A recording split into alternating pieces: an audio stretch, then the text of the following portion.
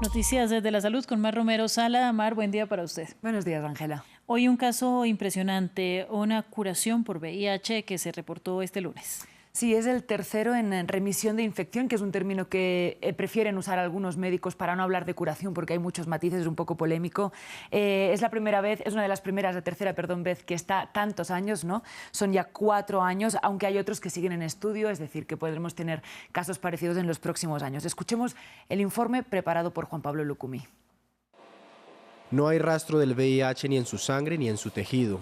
Este fue el hallazgo que la revista Nature publicó en un comunicado este lunes. Es el tercer caso de cura del virus que produce el SIDA. Se trata de un hombre de 53 años de Düsseldorf, Alemania, que prefirió permanecer anónimo al conocer la noticia. Los 2 casos de éxito anteriores fueron en Berlín en 2009 y en Londres en 2019. Y ahora anunciamos un tercer caso, que es el paciente de Düsseldorf.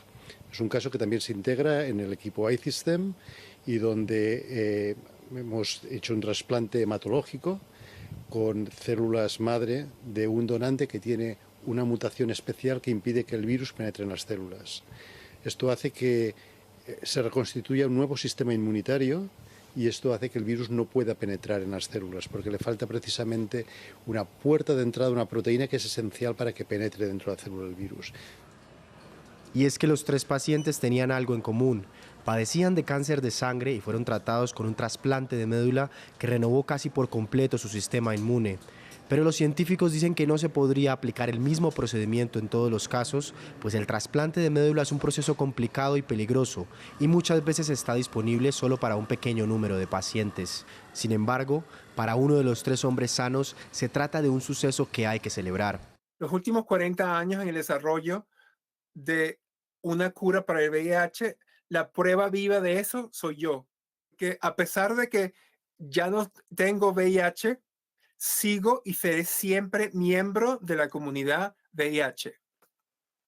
Porque soy sobreviviente. Como soy sobreviviente del cáncer, soy sobreviviente del VIH.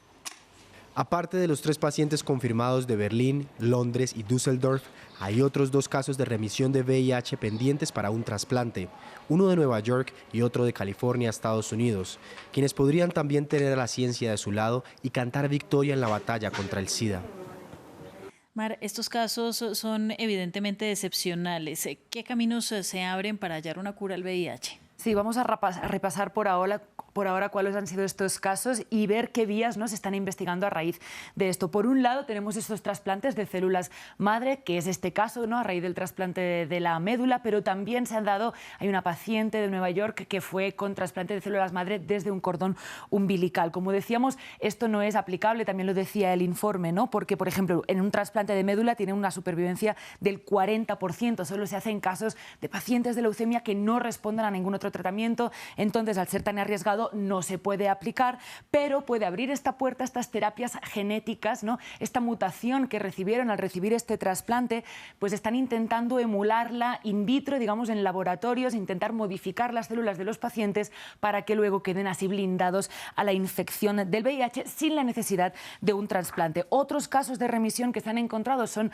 los pacientes llamados controladores post-tratamiento, ¿no?, que son los pacientes que después de años con antirretrovirales o con terapias también de sistema inmune logran controlar pues de forma autónoma, sin necesidades de tratamientos o de más medicamentos, el virus y esta infección de VIH. Esto también es el caso, por ejemplo, de paciente de Barcelona, ¿no? Y se intenta investigar esto para intentar replicar lo que haya sucedido con estos pacientes con terapias inmunes, ¿no?, como intentar reforzar el sistema inmune de los propios pacientes. Y por último están los controladores llamados de élite, que con este nombre tan impresionante lo que logran es controlar la infección por sí solos, sin ningún tipo de tratamiento, y quizás son los más complejos de entender porque implican muchos factores. Hay factores genéticos, hay factores de los sistemas inmunes de las propias personas y también se ha visto que los virus en estos casos de controladores de élite tenían algunos defectos que permitieron que fuera más fácil este control. Pero bueno, todo esto son pistas, digamos, para mejorarlo. Podemos estar de acuerdo en que es una noticia esperanzadora, ¿no? Es una noticia esperanzadora, sí. Bueno, y vamos a hacer un cambio radical de tema para hablar de la alimentación en niños y jóvenes, porque hay nuevos datos sobre esta materia tan conversada. Sí, se trata de un estudio publicado en la revista JAMA Pediatrics por la Universidad Española de Castilla-La Mancha, y la cifra principal es que el 22% de niños y niñas entre 6 y 18 años viven con lo que han llamado una conducta alimentaria alterada. Y además hay una diferencia de género muy marcado.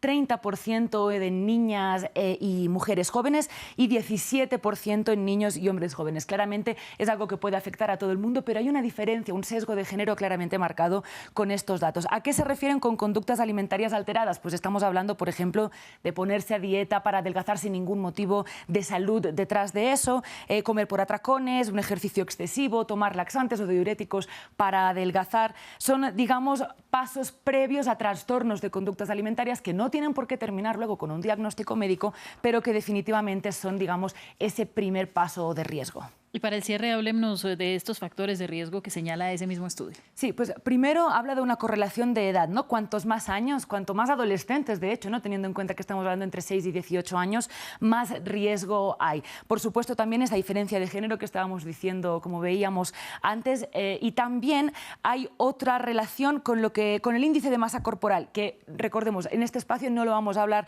como un indicador de salud, sino como un simple cálculo entre altura y peso. Entonces, las personas con más peso respecto a su altura, más riesgo tenían también de tener estas conductas alimentarias alteradas. Todos estos factores de riesgo, como estamos viendo, son factores sociales que no tienen que ver necesariamente con un tema de salud, que no tienen que estar vinculados y que nos hablan también de la cultura, ¿no? De la dieta, de la presión estética que nos afecta y que afecta a niños y a jóvenes en muy tempranas edades. Y también de la falta de atención con enfoques diferenciados en el sistema de salud, ¿no? Claro, tener estos datos ayuda también a hacer políticas que lo intenten prevenir.